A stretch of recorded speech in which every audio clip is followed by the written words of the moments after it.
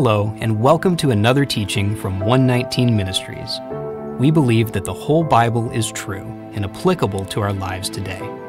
If you'd like to learn more about what we believe and teach, please visit us at testeverything.net. We hope you enjoy studying and testing the following teaching.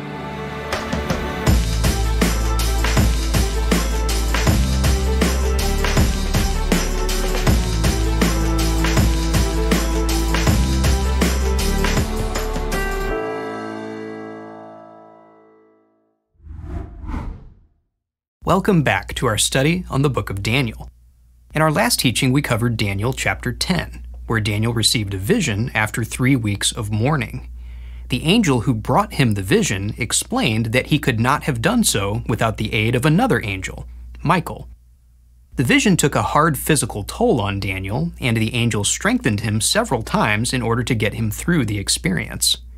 In this teaching, we're going to cover Daniel chapter 11, which describes most of the vision that Daniel received. In chapter 11, Daniel learns about the new kingdom of Greece that's going to replace the kingdom of Persia. In particular, he learns much more about the Greek king Antiochus Epiphanes and what he will do to Jerusalem. Let's start in verse 1. Daniel 11, verse 1. And as for me, in the first year of Darius the Mede, I stood up to confirm and strengthen him. This first verse continues the train of thought from the end of chapter 10. In the last verse of chapter 10, the angel that appeared to Daniel said, "There is none who contends by my side against these except Michael, your prince." Here, at the beginning of chapter 11, this angel says that he had assisted Michael in the first year of Darius the Mede.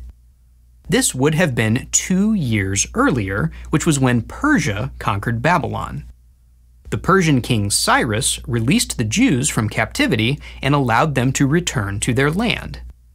Since Michael is the angel who protects Israel, it seems reasonable that Michael would have wanted Persia to conquer Babylon so that they could set Israel free. It may be that these two angels had assisted the Persians in their conquest of Babylon. While the Persians had initially been a great help to the Jews, at this point in Daniel's life, the Persians were actually preventing the Jews from building the temple. This is the time period described in Ezra chapter 4. So while Michael may have fought with the Persians to help them conquer Babylon, now Michael is fighting against the Persians because the Persians are now an obstacle for Israel. With that being established, the angel explains that Israel will not always be fighting against Persia, but they will have a new enemy in the future. The vision gives a long series of historical events that lead up to that new enemy. The first event is Persia attacking the kingdom of Greece. Daniel 11, verse 2. And now I will show you the truth. Behold, 3 more kings shall arise in Persia, and a 4th shall be far richer than all of them. And when he has become strong through his riches, he shall stir up all against the kingdom of Greece. We know from history that this 4th king was Xerxes I, who led a massive military campaign against the Greeks in 480 BC. This campaign was a huge failure. Even with all of their military might, the Persians could not successfully control the Greeks' land. In the end, Xerxes was forced to retreat in disgrace, but the Greeks never forgot about how the Persians tried to conquer them. From this point in verse 2, we jump forward about 150 years to get to the events of the next verse. Daniel 11, verses 3 and 4.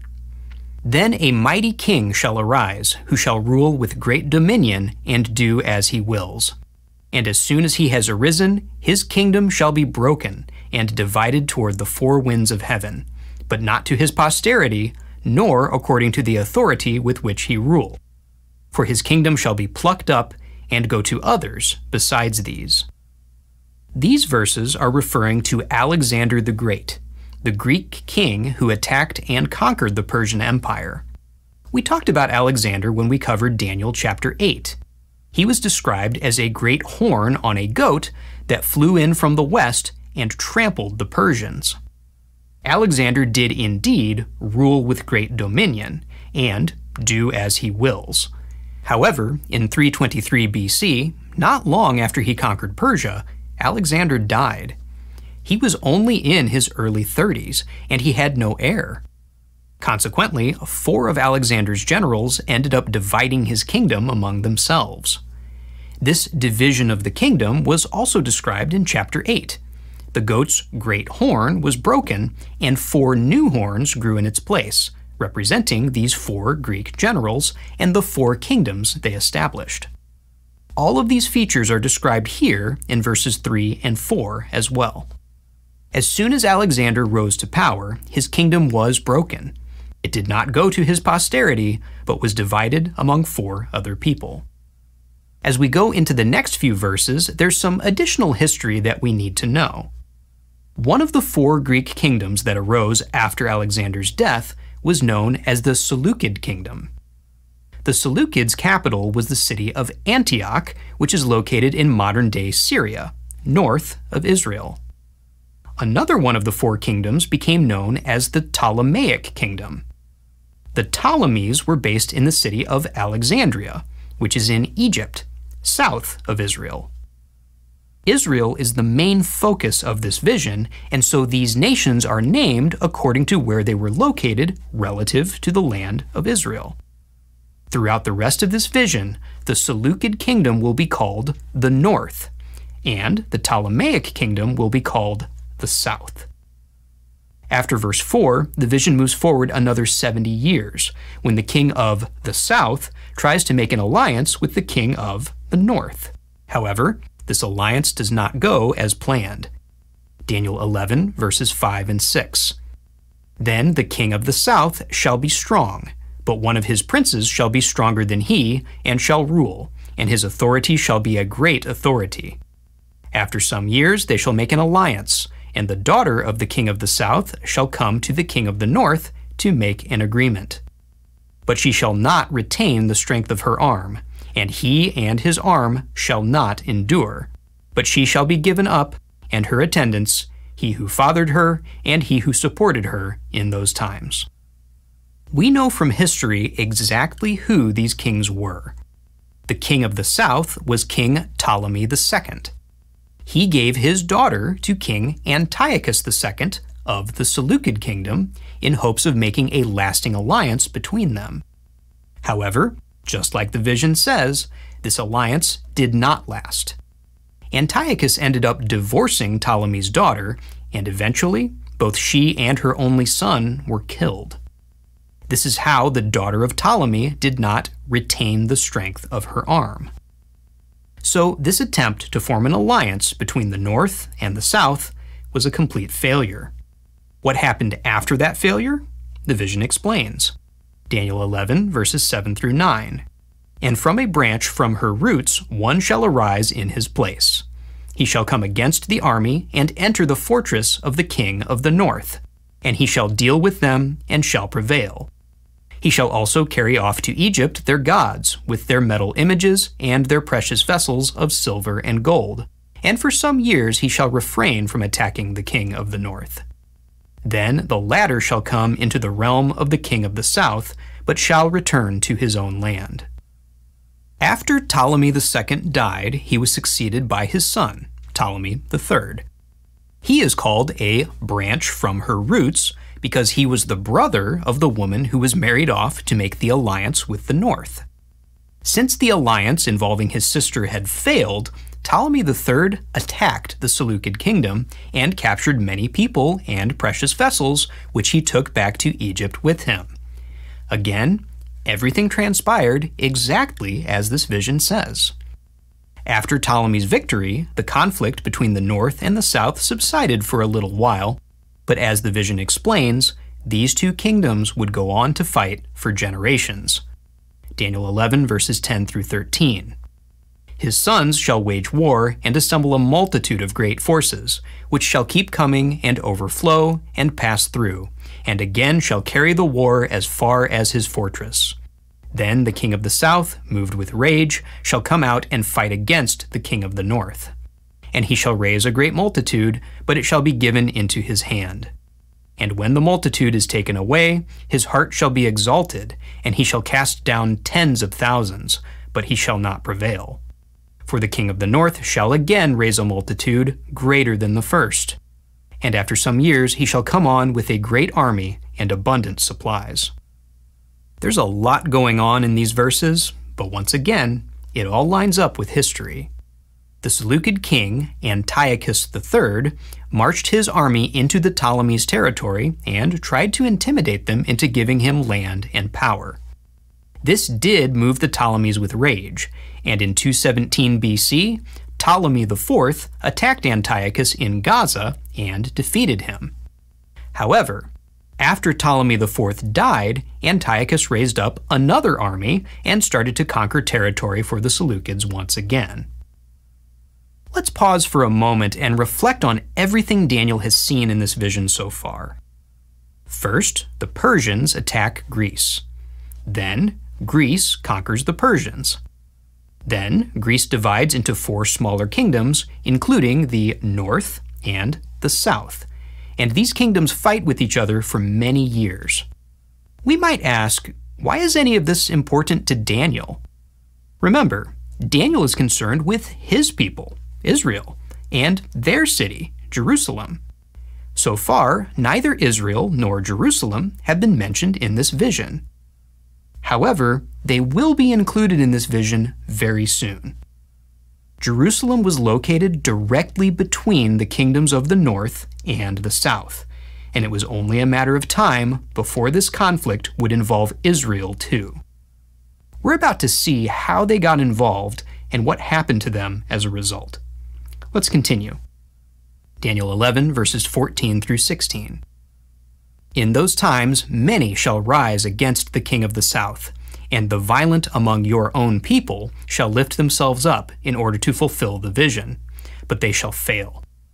Then the king of the north shall come and throw up siege works and take a well-fortified city. And the forces of the south shall not stand, or even his best troops, for there shall be no strength to stand. But he who comes against him shall do as he wills, and none shall stand before him.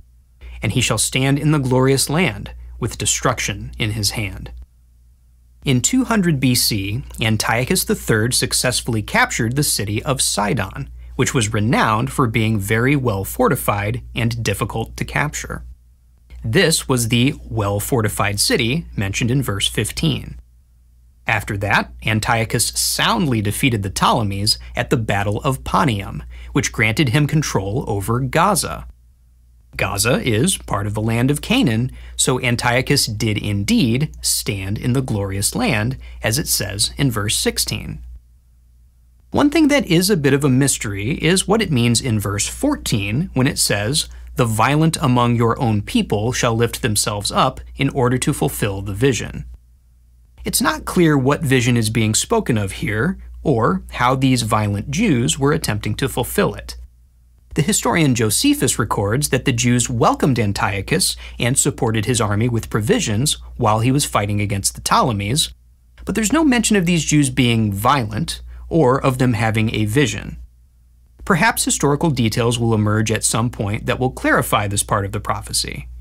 But aside from that, we can find all of the details of verses 14 through 16 in the historical records that describe Antiochus III. Daniel's vision continues to detail the acts of this same man. Daniel 11, verses 17 through 19.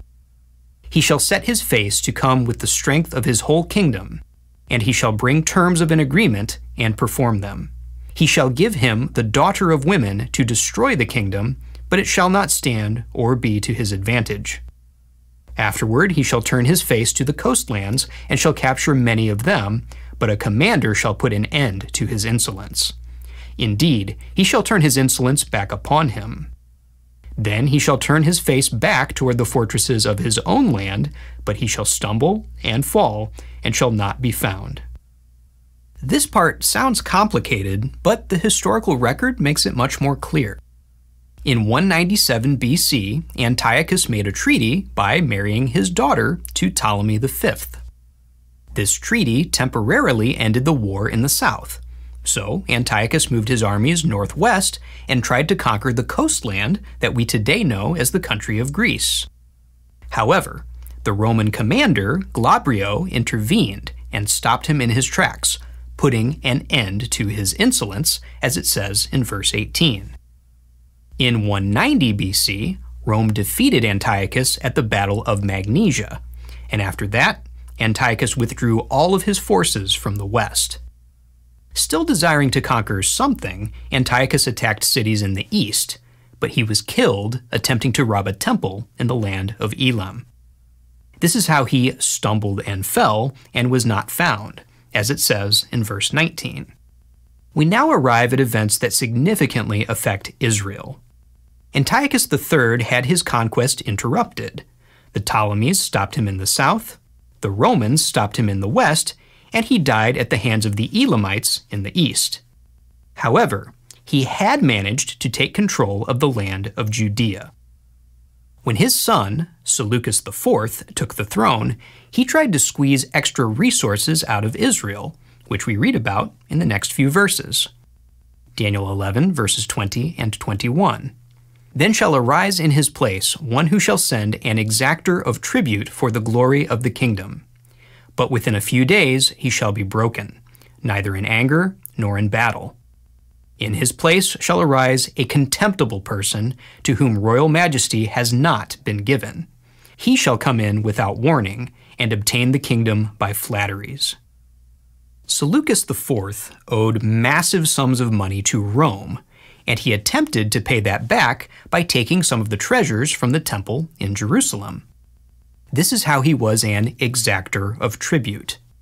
Seleucus was eventually assassinated, and the throne officially passed to his younger son, who was only a child at the time. This child was himself assassinated not long afterward. After these two assassinations, the throne just so happened to fall into the hands of Seleucus's brother, Antiochus IV. Antiochus IV was the youngest son of Antiochus III. He was the contemptible person with no royal majesty who obtained the kingdom by flatteries. That is to say, he wasn't ever supposed to be the king. Antiochus gave himself the title Epiphanes, which means manifestation of God. Once he gained power, this arrogant man lost no time in causing mayhem and destruction. Daniel 11, verse 22.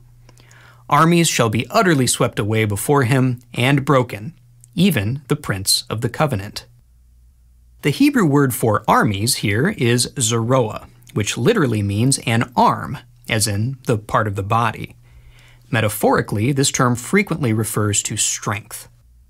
While armies are strong, the word zeroah almost never refers to an army, so it seems more likely that this passage is referring to strengths, or strong opponents of Antiochus, being utterly swept away and broken, rather than military forces.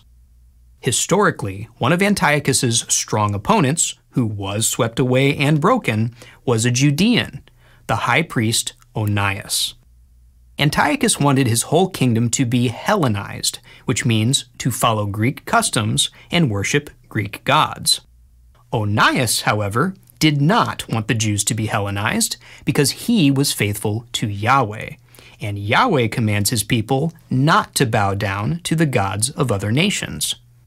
Onias was falsely accused and then banished from Israel by a group of corrupt priests who supported Antiochus, and he was eventually assassinated in 171 BC.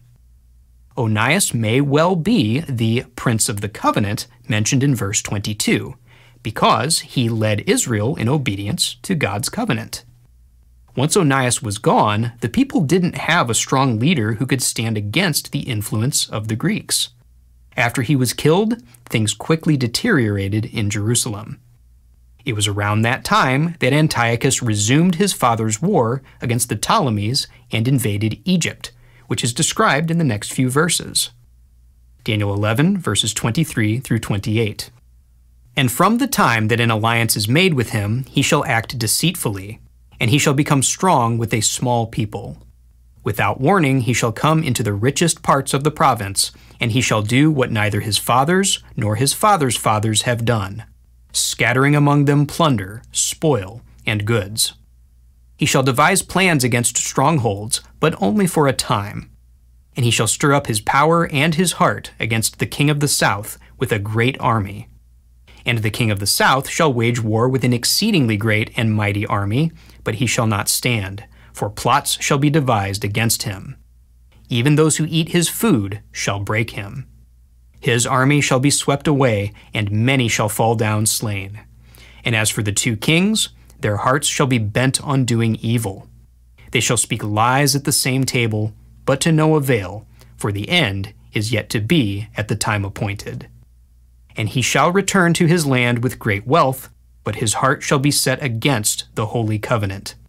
And he shall work his will and return to his own land. There's a lot happening here, but once again, the historical record backs up every detail. In 169 BC, Antiochus made a truce with the city of Pelusium, which was on the border of Egypt. However, the truce was a trick, and he attacked and conquered the city while their guard was down. This was how he acted deceitfully after he had made an alliance. His conquest was very successful. The armies of Ptolemy were simply no match for his. Antiochus scattered plunder, spoil, and goods, attempting to pay off many foreign leaders so that they would not try to recapture the parts of Egypt that he had just conquered. These leaders accepted his money and agreed to his terms. Ptolemy VI also agreed to his terms, even though they were not good terms for him or his kingdom. Historians believe he was given bad counsel from his advisors, so that is how even those who eat his food managed to break him. Once he realized that he had gotten a bad deal, Ptolemy violated the terms he had agreed to just a few months later. So both kings were speaking lies at the same table. Of course, Antiochus did not know that Ptolemy was going to back out of their truce, so before that happened, he had pulled his armies out of Egypt and went back home to the north, returning to his own land. On his way home, he stopped by Jerusalem. The Jews were overdue to pay their tribute to the Seleucids, so Antiochus intended to collect that tribute while he was in the area. The high priest at that time was highly corrupt, and he paid Antiochus with some of the golden temple vessels, so Antiochus did indeed return to his land with great wealth. And he also participated in violating the Holy Covenant. Again, every detail of these verses lines up with the historical record. Let's pause for a bit and think about how the events of this vision are affecting Israel. The perpetual war between the Seleucids and Ptolemies put a lot of pressure on the Jews. When it looked like Antiochus was going to win, the leadership of Israel tried to curry favor with him. But in so doing, they threw away the things that made them God's special people. They turned away from the customs of their fathers, from the law of God. They started following foreign customs and serving foreign gods. They even removed the holy vessels from Yahweh's temple and gave them away as tribute payments. At the rate they were going, Jerusalem would soon be nothing more than another Greek city. The Jews would just be another conquered people who served the Greek gods, not the treasured possession of Yahweh like they were supposed to be. All of that is quite bad enough, but things are about to get even worse for them. When Antiochus found out that Ptolemy had broken their agreement, he returned to Egypt with yet another army. But things didn't go quite as he had hoped. Daniel 11, verses 29 through 30. At the time appointed he shall return and come into the south, but it shall not be this time as it was before. For ships of Kittim shall come against him, and he shall be afraid and withdraw, and shall turn back and be enraged, and take action against the holy covenant. He shall turn back and pay attention to those who forsake the holy covenant. In 168 BC, before Antiochus could reach the Ptolemies' capital city, he was intercepted by a Roman commander who had brought his army to Egypt on ships. These ships, on their way from Italy, would have passed by the island of Cyprus, which in Hebrew was called Kittim. The commander told Antiochus that he was not allowed to attack Egypt. Antiochus did not want to pick a fight with the Romans, so he turned his army around, and on his way home, he stopped by Jerusalem once again. This time, though, he was in a very bad mood because of how the Romans had humiliated him. When he saw Jews who refused to be Hellenized, he was filled with rage, and he defiled the temple and brutally persecuted everyone who honored Yahweh. Daniel 11, verse 31. Forces from him shall appear and profane the temple and fortress, and shall take away the regular burnt offering, and they shall set up the abomination that makes desolate. These events are described in even more horrible detail in the book of 1 Maccabees. Here's what it says. 1 Maccabees 1, verses 54 through 61. Now on the 15th day of Chislev, in the 145th year, they erected a desolating sacrilege upon the altar of burnt offering. They also built altars in the surrounding cities of Judah, and burned incense at the doors of the houses and in the streets. The books of the law which they found, they tore to pieces and burned with fire. Where the book of the covenant was found in the possession of anyone, or if anyone adhered to the law, the decree of the king condemned him to death. They kept using violence against Israel, against those found month after month in the cities. And on the 25th day of the month, they offered sacrifice on the altar which was upon the altar of burnt offering. According to the decree, they put to death the women who had their children circumcised, and their families and those who circumcised them. And they hung the infants from their mothers' necks. 1 Maccabees describes the many horrors that took place during this persecution, but Daniel's vision focuses primarily on what happened to the temple. Daniel's abomination that makes desolate is called a desolating sacrilege in 1 Maccabees. This sacrilege was an idol, probably a statue of the Greek god Zeus. This abomination defiled the temple, and the priests could not offer burnt offerings to Yahweh there anymore.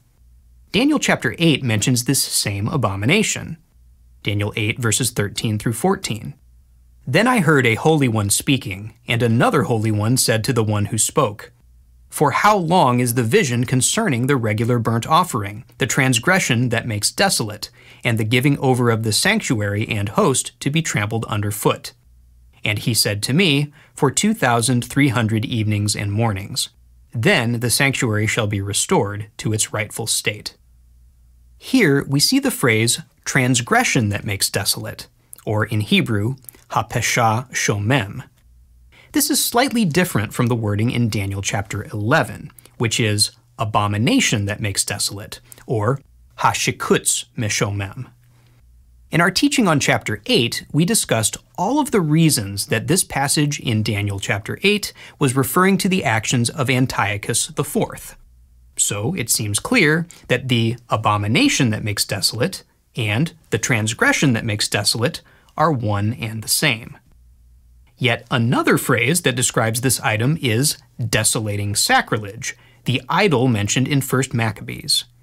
1 Maccabees was written in Greek, and the Greek phrase translated desolating sacrilege is bedelugma eremosios. This is the same Greek phrase used by Yeshua in Matthew chapter 24. Matthew 24 verses 15 through 16. So when you see the abomination of desolation spoken of by the prophet Daniel standing in the holy place, let the reader understand, then let those who are in Judea flee to the mountains. Again, the Greek phrase used here in Matthew is the same phrase used in 1 Maccabees 1 verse 54, which itself refers to the abomination that makes desolate from Daniel 11 verse 31, and the transgression that makes desolate from Daniel 8 verse 13. All of these phrases are referring to the same thing, the idol that Antiochus set up in the temple. Of course, Christ's words in Matthew warn his disciples of another idol that would come later, but that's a topic for another time. Getting back to the vision in Daniel, after Antiochus set up the abomination of desolation, here's what happened next. Daniel 11, verses 32 through 35. He shall seduce with flattery those who violate the covenant, but the people who know their God shall stand firm and take action. And the wise among the people shall make many understand, though for some days they shall stumble by sword and flame, by captivity and plunder. When they stumble, they shall receive a little help. And many shall join themselves to them with flattery, and some of the wise shall stumble, so that they may be refined, purified, and made white, until the time of the end, for it still awaits the appointed time. The phrase seduce with flattery here can be a bit misleading. The Hebrew word translated flattery here is most often associated with traitors, not flatterers. As we read in 1 Maccabees, Antiochus relentlessly persecuted the Jews, forbidding them to practice any part of their religion. Some Jews obeyed Antiochus, even though this meant betraying God and their own people. These were the ones who were seduced with flattery, or perhaps more accurately, who turned traitor. Some Jews refused to compromise their faith and were killed. These were the ones who stumbled. One group of Jews, who came to be known as the Maccabees, fled into the hills and formed an armed resistance. These were the ones who stood firm and took action. Even though they were vastly outnumbered and undersupplied, these rebels miraculously managed to defeat Antiochus's army on several occasions. They eventually forced the Greeks to completely retreat from Judea. While the righteous Jews were ultimately victorious, many of them died as they resisted the Greek persecution. As we mentioned, these are the ones who stumbled by sword and flame, by captivity and plunder. The word for stumble here is the same word used to describe the death of Antiochus III back in verse 19, where it says, "But he shall stumble and fall, and shall not be found." So, some of those who are wise and stand firm will end up dying. However, the vision says that these wise ones who were killed would be refined, purified, and made white. What does it mean by this? Well, in the last part of Daniel's vision, he is told about a coming resurrection of the dead. Here's how that resurrection is described. Daniel 12, verses 2 and 3. "And many of those who sleep in the dust of the earth shall awake, some to everlasting life, and some to shame and everlasting contempt. And those who are wise shall shine like the brightness of the sky above, and those who turn many to righteousness like the stars forever and ever." In the resurrection, those who are wise will awake to everlasting life. These same wise ones are further described in verse 10. Daniel 12, verse 10. "Many shall purify themselves and make themselves white and be refined, but the wicked shall act wickedly. And none of the wicked shall understand, but those who are wise shall understand." So, the wise who are resurrected to eternal life are the same ones who are purified, refined, and made white. These are the same as the wise ones who stumbled and were killed as they resisted the persecution and corruption of Antiochus in Daniel chapter 11. So, this vision is telling us that those Jews who were righteous and zealous for God's law would be rewarded for their faithfulness. Even if they did not survive their fight against the Greeks, God would reward them in the resurrection. We see this hope of resurrection expressed in a passage from 2 Maccabees. These were the words of a Jewish mother to her son who was about to be put to death for his faith. She said, 2 Maccabees 7, verse 29, "Do not be afraid of this executioner, but be worthy of your brothers and accept death, so that in time of mercy I may receive you again with your brothers." While those who were persecuted and killed at this time did hope for resurrection, Daniel tells us that the resurrection would not happen right away. It still awaits the appointed time. We will discuss that time in much more detail when we cover the end of this vision in Daniel chapter 12. For now, let's continue with the events of chapter 11. Daniel 11, verses 36 through 39. "And the king shall do as he wills. He shall exalt himself, and magnify himself above every god, and shall speak astonishing things against the God of gods. He shall prosper till the indignation is accomplished, for what is decreed shall be done. He shall pay no attention to the gods of his fathers, or to the one beloved by women. He shall not pay attention to any other god, for he shall magnify himself above all. He shall honor the God of fortresses instead of these. A God whom his fathers did not know he shall honor with gold and silver, with precious stones and costly gifts. He shall deal with the strongest fortresses with the help of a foreign god. Those who acknowledge him he shall load with honor.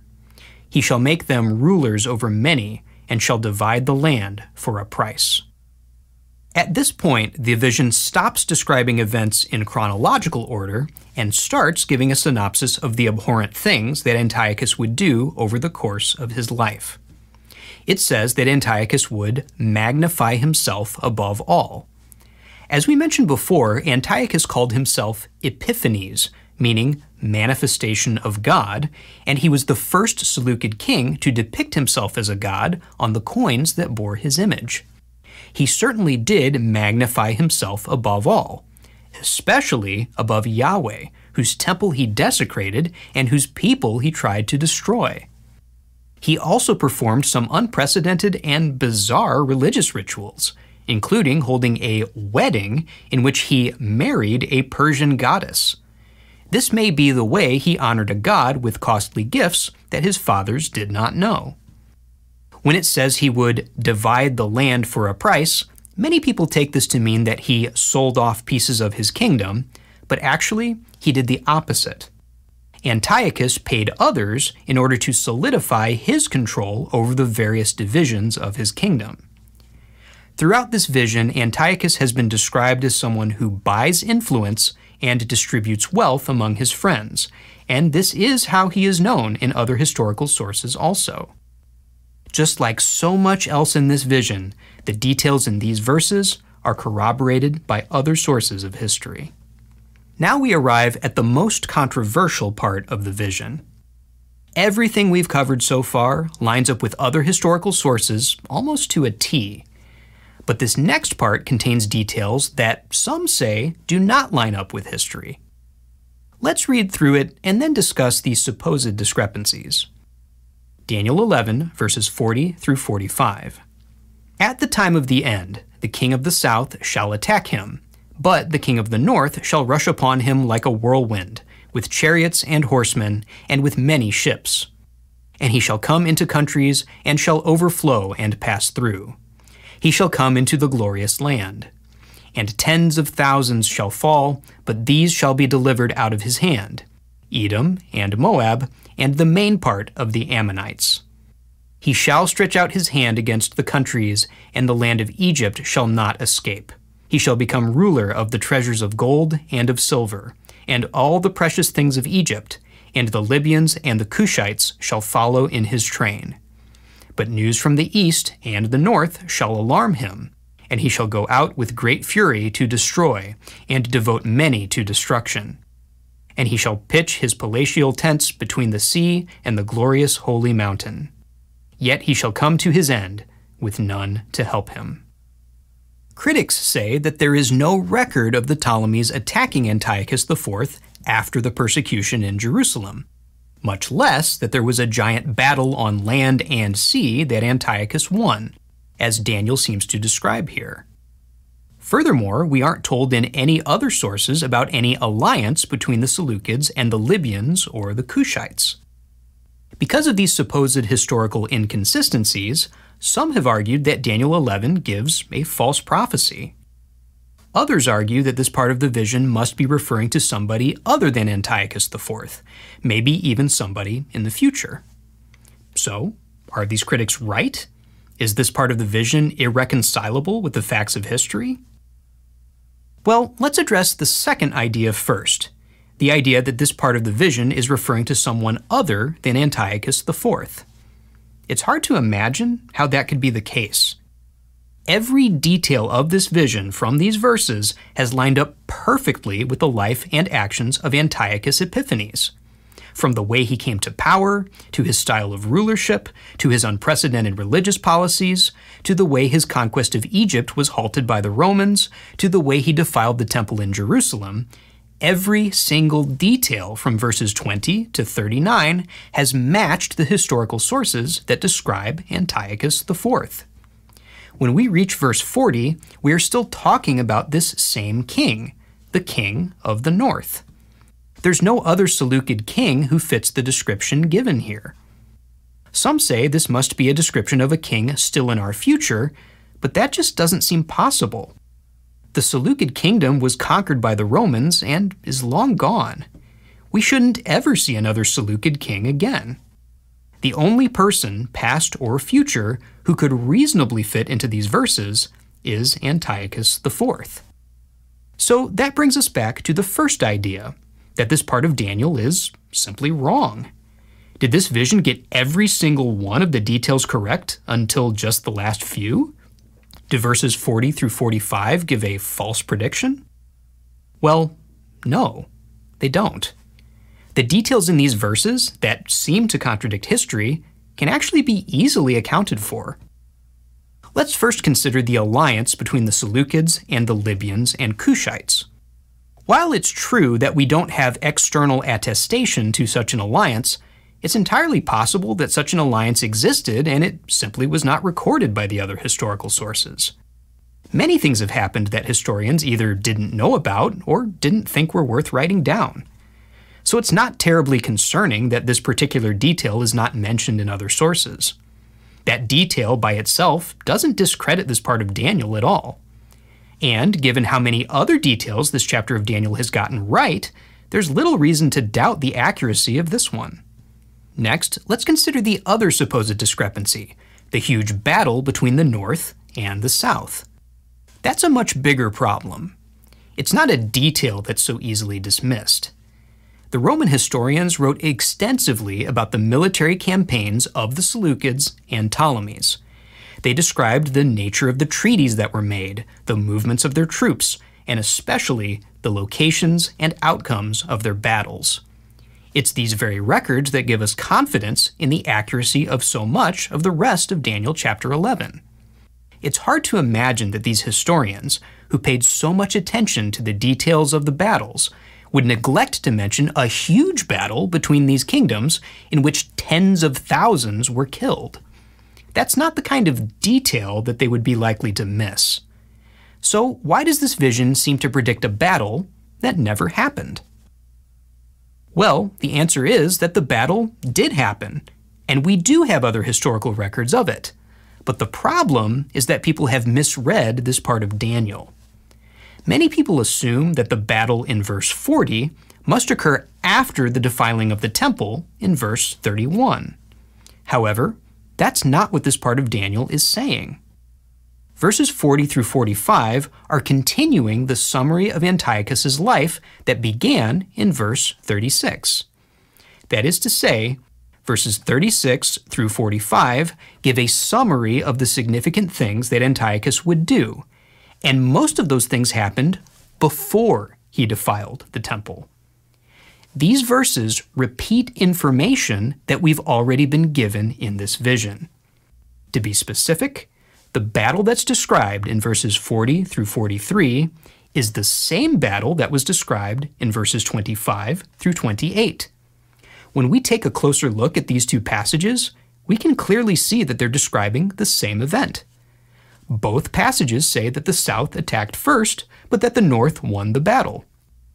Both passages say that the king of the north plundered Egypt and took their treasure back to his land.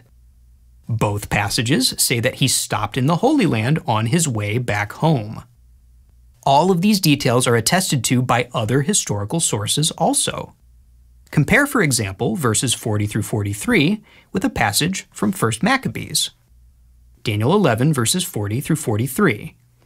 At the time of the end, the king of the south shall attack him, but the king of the north shall rush upon him like a whirlwind, with chariots and horsemen, and with many ships.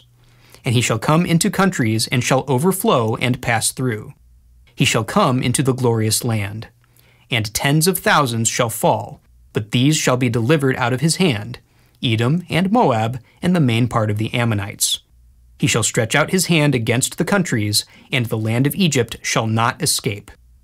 He shall become ruler of the treasures of gold and of silver, and all the precious things of Egypt, and the Libyans and the Cushites shall follow in his train. 1 Maccabees 1, verses 16 through 19. When Antiochus saw that his kingdom was established, he determined to become king of the land of Egypt, that he might reign over both kingdoms. So he invaded Egypt with a strong force, with chariots and with elephants and cavalry and with a large fleet. He engaged Ptolemy, king of Egypt, in battle, and Ptolemy turned and fled before him, and many were wounded and fell. And they captured the fortified cities in the land of Egypt, and he plundered the land of Egypt.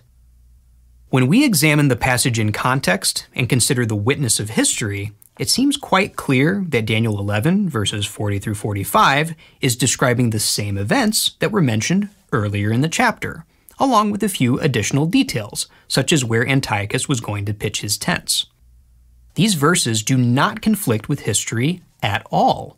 In fact, they line up with history perfectly. We simply need to put them in the correct timeline before the desecration of the temple. Now, this presents a question. Why is this information being repeated? Why would the vision tell Daniel about the same battle twice? Well, in short, the information from verses 36 through 45 was very important for the generation who actually encountered Antiochus. They needed to know to watch out once Antiochus IV became king, and especially once he conquered Egypt in a giant battle, because after that, it wasn't long until he came for Jerusalem. This information was repeated to emphasize the things that the people needed to watch out for. So let's quickly recap the history that's described here in Daniel chapter 11. Verse 2 describes the Persian king Xerxes attacking and angering the Greeks in 480 BC. Verses 3 through 4 describe the Greek king Alexander, who attacked and conquered Persia, but who died in 323 BC, leaving his kingdom to be split into 4 parts. Verses 5 through 6 describe the early days of 2 of those parts, the Seleucids and the Ptolemies. Around 252 BC, kings Antiochus II and Ptolemy II attempted to make a treaty through marriage, but that treaty fell apart. Verses 7 through 9 describe how, because that treaty failed, Ptolemy III attacked the Seleucids and conquered a fair amount of territory. Verses 10 through 19 describe the rise of the Seleucid king Antiochus III, who, between the years of 212 and 197 BC, managed to avenge the losses of his father and take back land from the Ptolemies, including the land of Judea. Verse 20 describes Antiochus's son, Seleucus IV, who took the throne in 187 BC, attempted to take treasure from the temple in Jerusalem, and was later assassinated. Verse 21 describes how Seleucus's brother, Antiochus IV, came to the throne in 175 BC. Verses 22 through 28 describe how Antiochus battled and defeated the Ptolemies and got them to agree to a treaty, and then collected tribute from Jerusalem, including several vessels from the temple. Verses 29 through 35 describe how Antiochus would return to attack Egypt in 168 BC, but would be stopped by the Roman army and would take out his frustrations on Jerusalem, defiling the temple and persecuting the people. It also describes how a group of Jews, who we know as the Maccabees, would stand firm in their faith, resist the armies of Antiochus, and ultimately emerge victorious. Verses 36 through 39 give a summary of the kind of man Antiochus IV would be, how he would consider himself to be a god and have no reverence for the religious standards of his fathers. Finally, verses 40 through 45 reiterate that Antiochus was going to fight and conquer the Ptolemies, and that this would happen shortly before he camped against Jerusalem. Verse 45 concludes by describing Antiochus's death in 164 BC. Lessons for us. We're still not finished with this vision. It continues into chapter 12. But are there any lessons we can take away from what we've read so far? There are three that stand out to us. First, this vision places great emphasis on the events of the Maccabean period, that is, the time that Antiochus IV attacked Jerusalem and defiled the temple. So, that must mean that God thought these events were highly significant, and he wanted Daniel to know about them in advance. Chapter 11 is at least the second time, and possibly the third time, that God has revealed information to Daniel about this particular time period. Perhaps it's worthwhile for us to learn about this time period as well. The events of this time are described in the apocryphal books of 1st Maccabees and 2nd Maccabees, and they are commemorated every year during the Jewish festival of Hanukkah. To be clear, the books of Maccabees are not part of Scripture, and Hanukkah is not a holy assembly. It is not a festival that the Bible requires us to keep. But the history behind these things is mentioned in Daniel, and it is worth remembering. This was a time that God intervened in a powerful way on behalf of his people, and if nothing else, that is certainly worth knowing about. We have a teaching, Moedim Chanukah, that discusses this time period in a bit more detail if you're interested. A second lesson we can take away is just how precisely God knows the future. God foretold every major political decision that the rulers of the Seleucids and the Ptolemies would make. He predicted where they were going to move their armies and what the outcomes of the battles would be. He predicted when and how they would attempt diplomatic relations and how successful those attempts would be. He predicted who would succeed in gaining power and who would lose it. He predicted exactly when certain men would die. So either God knew in advance exactly what would happen, or he intervened in history to cause those exact things to happen. Either way, God's knowledge and power is truly astonishing. As it's written, Psalm 147 verse 5, "Great is our Lord and abundant in power. His understanding is beyond measure." Finally, this chapter of Daniel gives us hope and assurance for the future. In this chapter, God told Daniel about many horrific things that would happen, including deceptions, assassinations, wars, and desolations. As we just mentioned, every detail of this vision became reality, including the desolation of the temple and the killing of many of God's people. But God assures Daniel that, even though these disasters are coming and cannot be avoided, this does not mean that God's people are doomed. He tells Daniel that they will survive this catastrophe, and even those who die, as long as they're faithful, will be rewarded in the end. This sounds very similar to the assurances that Yeshua gave his disciples. Even when he was prophesying about terrible things to come, he still assured them that they would pull through, and that even if they died, it would not be in vain. Here's just a few examples. John 16, verse 33. "In the world you will have tribulation, but take heart. I have overcome the world." Matthew 24, verses 9 through 13. "Then they will deliver you up to tribulation and put you to death, and you will be hated by all nations for my name's sake.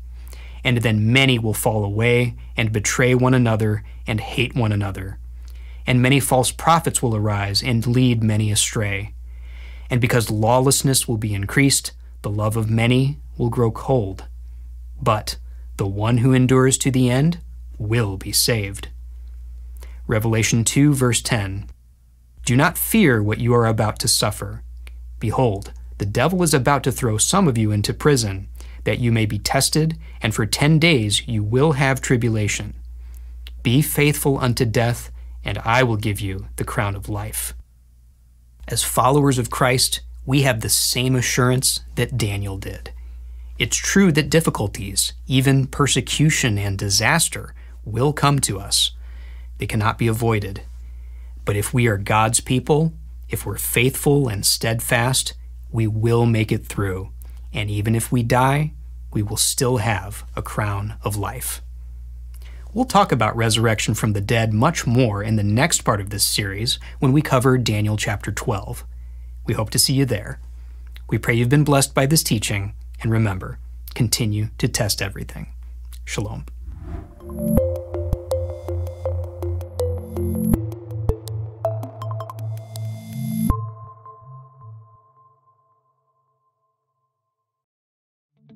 119 Ministries has produced hundreds of biblical teachings, and now you can own all of them on one physical device.